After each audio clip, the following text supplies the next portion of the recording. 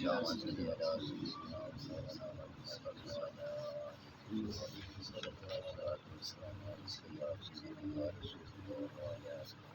اللہ الرحمن الرحیم۔ اللہم صل۔ محترم بزرگوں، امام ترمذی رحمۃ اللہ علیہ یہ باب لائے ہیں اور اس باب کا عنوان قائم کیا ہے کہ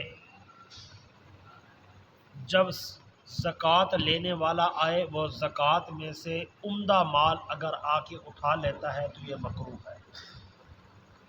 ظاہر ہے جب زکوٰۃ کا مال اکٹھا ہوگا تو اس میں کمزور مال بھی ہو سکتا ہے، اس میں عمدہ قسم کا مال بھی ہو سکتا ہے۔ فرمایا کہ زکوٰۃ لینے والا جب زکوٰۃ لینے کے لیے آئے تو اس کے لیے یہ اجازت نہیں ہے کہ عمدہ مال اٹھا لے۔ فرمایا نہیں، اس کے لیے اجازت ہے کہ درمیانہ مال لے۔ عمدہ مال اگر لے گا تو یہ مکروہ ہے۔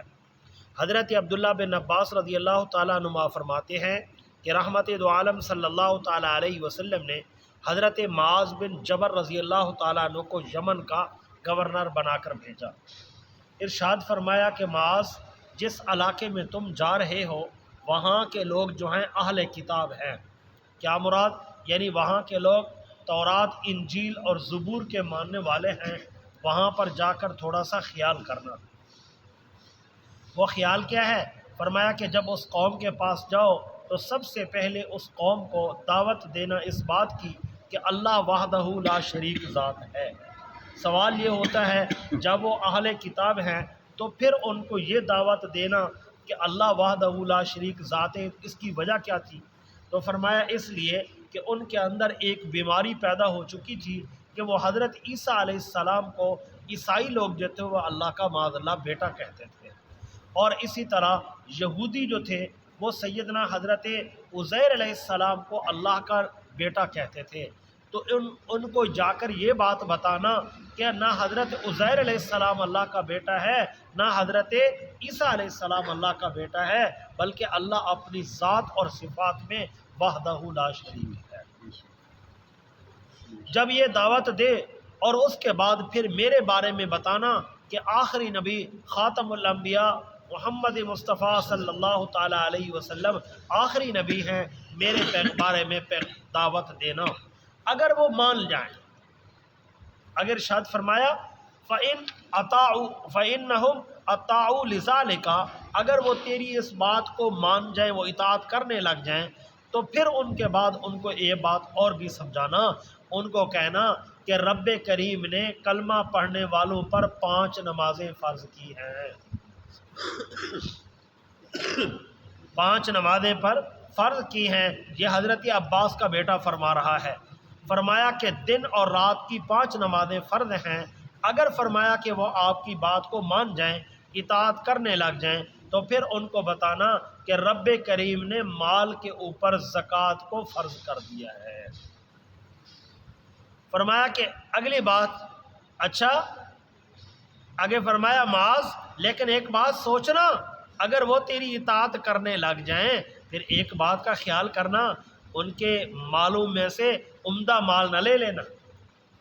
یہ نہ ہو کہ عمدہ مال اٹھا لے تو خذ من اغنیائہم وترد۔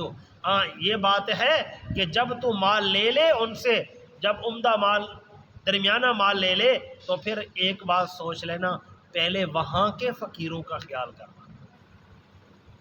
جو کلمہ پڑھنے والے ہیں وہاں کے فقراء ہیں، زکوٰۃ چونکہ کلمہ پڑھنے والوں پر لگتی ہے۔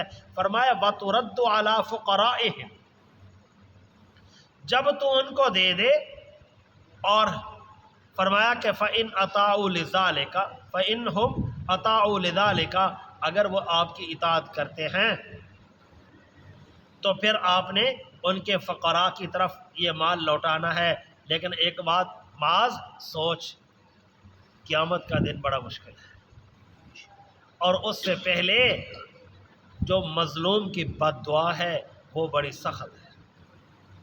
وَكَرَائِمِ أَمْوَالِهِمْ وَاتَّقِ دعوت المظلوم، فرمایا کہ ان کے مال عمدہ نہ لے لینا اور ان کے ساتھ ظلم نہ کرنا، اس لیے کہ جب کوئی بندہ ظلم کرتا ہے اللہ تعالیٰ اور مظلوم کے درمیان میں جو پردے ہیں وہ سارے ہٹا دیتا ہے۔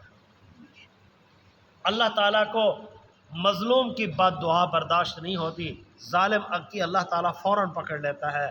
معاذ کسی پر ظلم نہ کرنا، کسی کے ساتھ بے انصافی نہ کرنا، ایسا نہ ہو کہ ہو جائے۔ اور یہاں پر لکھا ہے، فرمایا کہ جہاں پر زکوٰۃ لی جائے کوشش کیجئے پہلے وہاں کے غریبوں کا خیال کیا جائے، وہاں کے غریبوں کا جو کلمہ پڑھنے والے ہیں، ہر ایک کا نہیں، اس لیے کہ زکوٰۃ کے لیے ضروری ہے تمام کا تمام مسلمان ہونا۔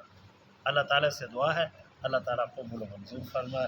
اقول قولی ھذا واستغفر اللہ تعالیٰ ربی من کل ذنب و اتوب الیہ۔